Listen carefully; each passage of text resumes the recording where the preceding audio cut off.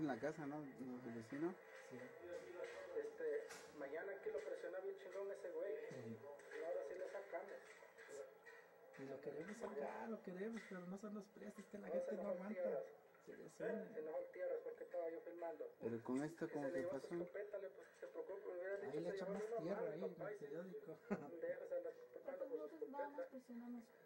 Pero los que Y ya viendo el periódico va a ver y va a ver que va a hacer algo y con eso ya nos calla. Si sale, yo te traigo unos. Voy a complementar contigo. O también lo ves en la página de internet. A lo mejor me lo trae, no, como sea. Yo no tengo ni un pedo. Sí, se logra ver aquí. Hay una en que me metieron, están grabando los colchones, creo que no lo grabó. No, es ahí que...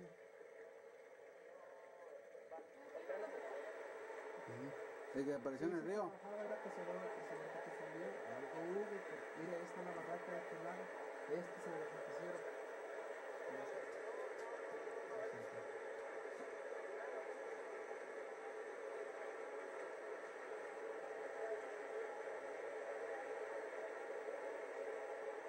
¿Y para cuándo van a sacar los periódicos?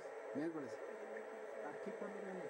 ¿Ese mismo día o otro día? Si no es ese día, es al otro.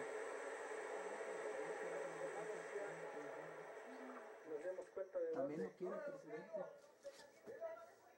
Y así estábamos de gente, no, que espérese, que vámonos a la cual ley, ayer de guerra ya lo compraron, yo no sé, le digo, vámonos, ya ahorita está la gente, vámonos ahorita.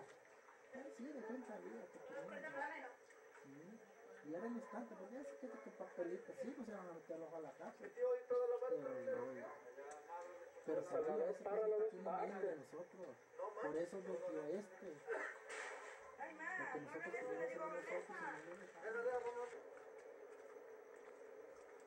Sale pero no sé por qué se... Vino por su cuenta.